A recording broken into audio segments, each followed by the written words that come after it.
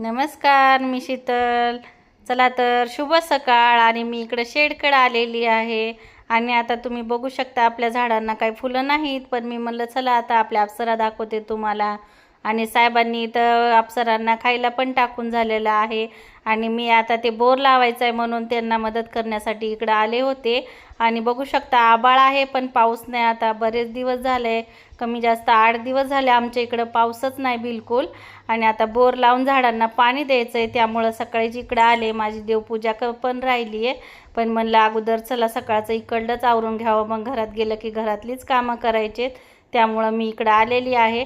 आणि आता झाडांना पाणी पण द्यावं लागेल, कारण 8 दिवस झाले पाऊस नाही आपल्याकडं. हे बघा आता शेळकड पाणी मारत आहेत साहेब, तेवढ्यात मी इकडं आले कारण आता नाश्ता बनवायचा होता. त्या मी म्हणलं रात्रीच्या 4-5 पोळ्या आहेत, त्याचा छान असा उपमा बनवावा म्हणून आता त्याचे तुकडे करून घेतले. आता मिक्सरमध्ये काढून घेते. इकडं चिरून घेतले टमॅटो, कांदा.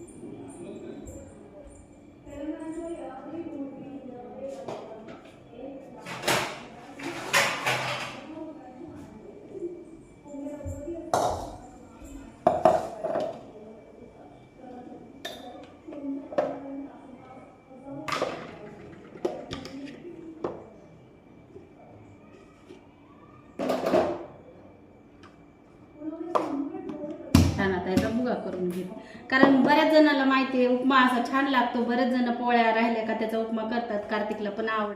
हे बघा आता सगळी तयारी केली मी, पीठ पण मळून ठेवलं आहे. इकडं अप्सरांना भात पण लावून ठेवला.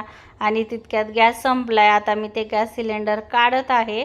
आणि आता ते आपल्याला दुसरं सिलेंडर लावा लागेल, कारण अचानकच असा संपला ना, खूप घाई गडबडीतच संपला आज सकाळी सकाळी. नाही तर ह्याच्यातच माझा कमी जास्त 15-20 मिनटं तर गेले. पण चला असो, आता बरंच काही झालेलं आहे. पूजा झाली आहे, उपमाची तयारी करून ठेवली आहे. आणि पीठ पण मळून ठेवलं आहे, त्यामुळं काही नाही हरकत. आता लगेच मी गॅस लावून घेते, कारण शेगडी आहे, पण शेगड्यावर कसं बारीक भात हे होतं, पण पोळ्या करायच्या म्हणलं ना त्याच्यावर पटकन होत नाहीत. त्यामुळं आता आम्ही लगेच सिलेंडर लावून घेतो. आता कार्तिकला आवाज देत आहे मी, कार्तिक आणि मी आम्ही दोघं मिळून लावू, कारण रिकामं सिलेंडर न्यायला काय वाटत नाही, पण भरलेलं सिलेंडर आणायचं म्हटलं की खूप जड असते ते. आणि एकटीला नाही उचलत, कारण माझे मनगटं पण दुखतात, जरा जमत नाही मला.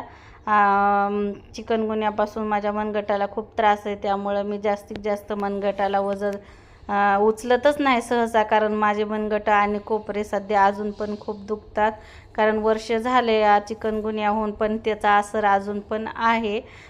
चला मग आता आम्ही हे बघू शकता तुम्ही, आम्ही कार्तिकनं सिलेंडर धरून आणले.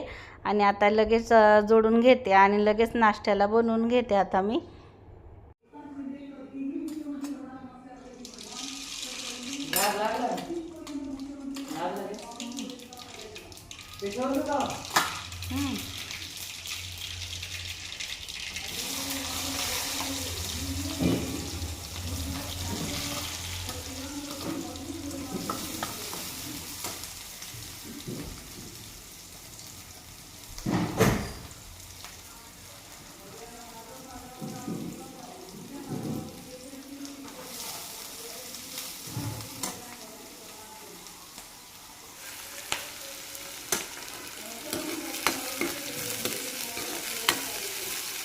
इकडे आपल्या अप्सरांना भात पण शिजून ठेवलाय छान.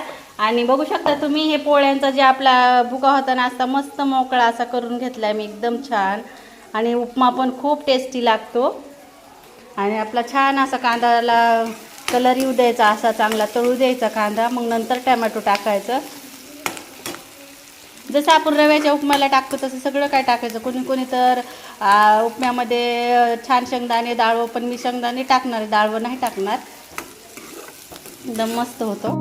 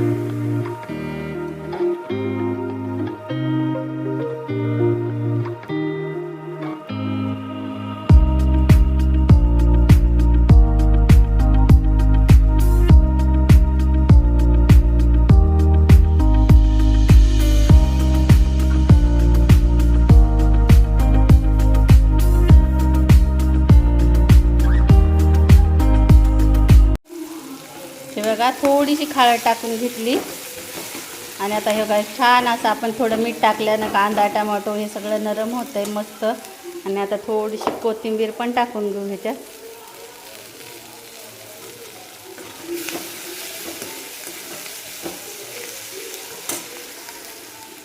आणि आपल्याला जसं तिखट पाहिजे ना तसं आपण ह्याच्यामध्ये चटणी टाकून घेऊ.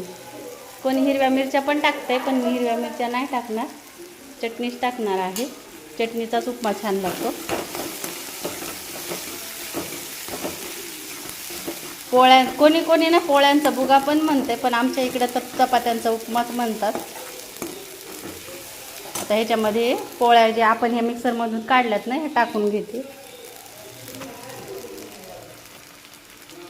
आता चांगलं मिक्स करून घेते. हे बघा आता छान पूर्ण मिक्स करून घेतलं आणि चवीनुसार मीठ पण टाकून घेतलंय. आता आपण ह्याला ना थोडंसं वाफ काढू, एक वाफ काढू म्हणजे एकदम सॉफ्ट आणि छान होईल.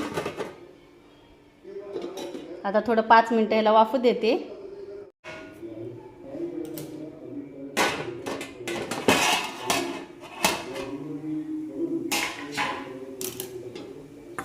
हे बघा असा मस्त सॉफ्ट असा नरम होतो आणि आपला उपमा आता रेडी झाला आहे खाण्यासाठी. बघू शकता एकदम चटपटीत असा मस्त झाला आहे. हे बघा मी डुबुकवड्याची भाजी बनवणार आहे. तर साधी आपण फोडणी देऊन घेतली आहे, लसण मोहरी जिरे लसण सगळं टाकून. आणि आता छान इकडे पीठ कालवते आणि मस्त अशी मसाल्याची डुबुकवड्याची भाजी बनवणार आहे.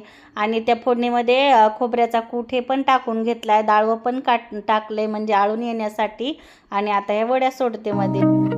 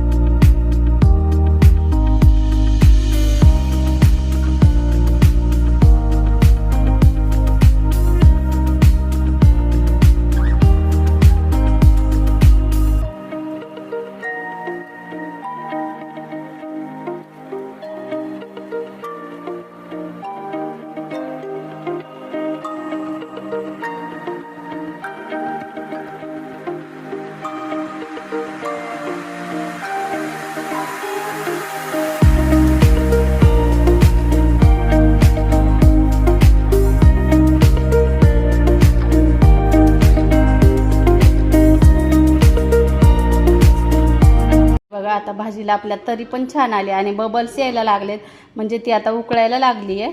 मग उकळली की त्यामध्ये ह्या वड्या सोडून देते मी.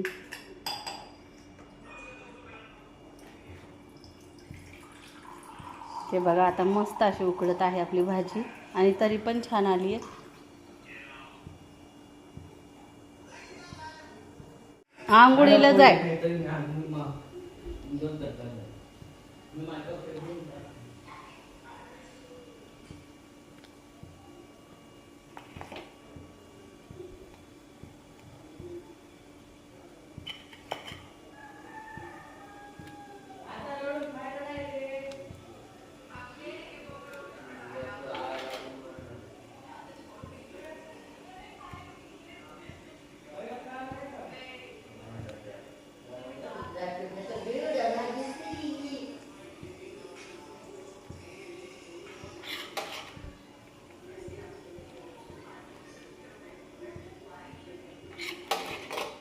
हे बघा छान अशी आपली भाजी झालेली आहे डुबुक वड्यांची.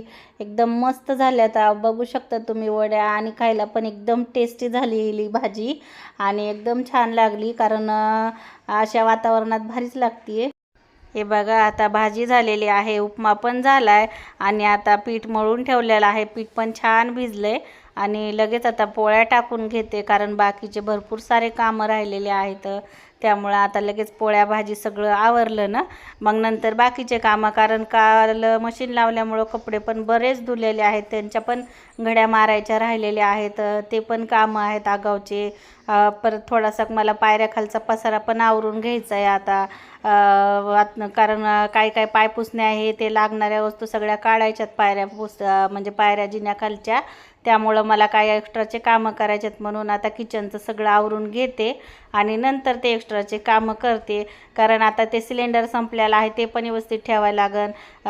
जिन्याखालीच ठेवते मी, कारण लगेच दुसरं आलं की ते लगेच देता येतं. त्यामुळं चला मग मला आगावचे भरपूर असे कामं आहेत ते पण करायचे आहेत, पण अगोदर खायचं प्यायचं बनवून ठेवलं म्हणजे टेन्शन नाही, ज्याला भूक लागली ते जेवून घेते.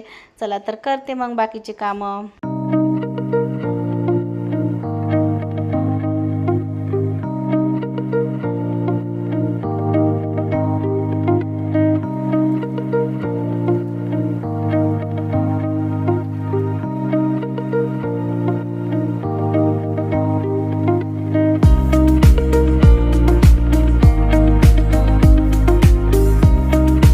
हे बघा आता माझ्या पोळ्या पण करून झाल्यात आणि आता मस्त इकडे ठेसा बनवणार आहे मी.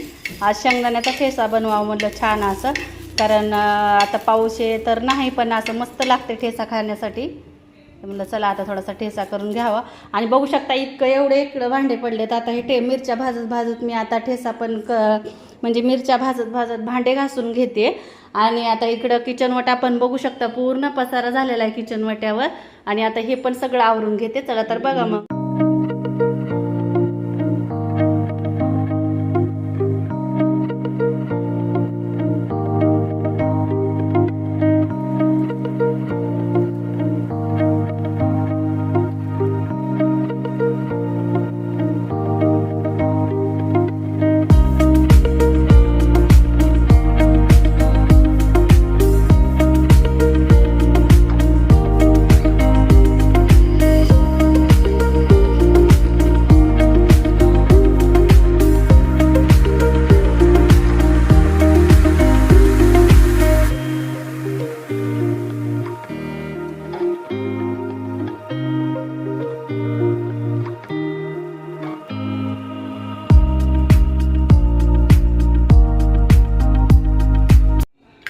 बघा आपल्या मिरच्या पण छान भाजून झाल्यात. शेंगदाणे भाजले नाहीत, कारण मी अगोदरच भाजून ठेवलेले शेंगदाणे आहेत तेच टाकणार आहे मी. आता थोडासा लसूण निवडते मी ह्याच्यात टाकण्यासाठी.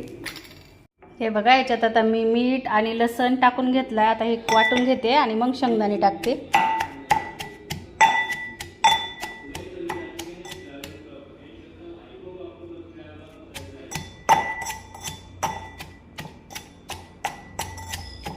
हे बघा आता मस्त शेंगदाणे टाकून आपला छान असा ठेसा पण झालेला आहे, कारण मी कोथिंबीर टाकली नाही याच्यामध्ये. शेंगदाणे लसूण आणि मीठ मिरच्या टाकून मस्त असं झालं बघू शकता, एकदम चटपटीत झालाय.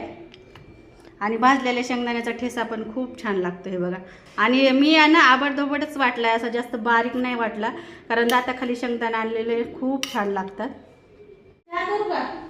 जेवायचे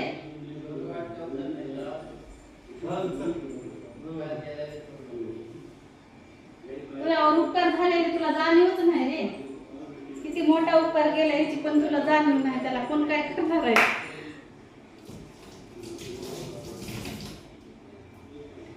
चला आता माझा किचन वटा आवरून चकचक झालेला आहे. आता चैतन उठलाय. आता चैतनला बनवते चहा, कारण तो रोज उशिरा झोपते रोज उशिरा उठते.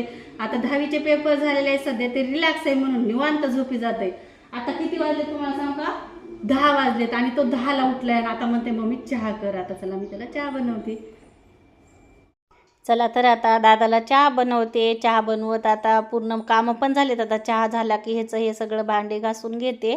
भांडे तर पहिले एक टोपलं घातले, अजून एक घासते. आणि आता बघू शकता इकडं दूध हे तापून ठेवून देते, दुसऱ्या पातेल्यात काढून ते पण पातेलं घासून टाकते. आणि स्वयंपाक पण रेडी झाला आहे. आता कसा वाटला आजचा व्हिडिओ? आवडला तर नक्की लाईक करा, शेअर करा, सबस्क्राईब करा. आणि आपल्या भाजीला तरी पण खूप छान आलेली आहे आणि मला तुम्ही सपोर्ट करा. धन्यवाद.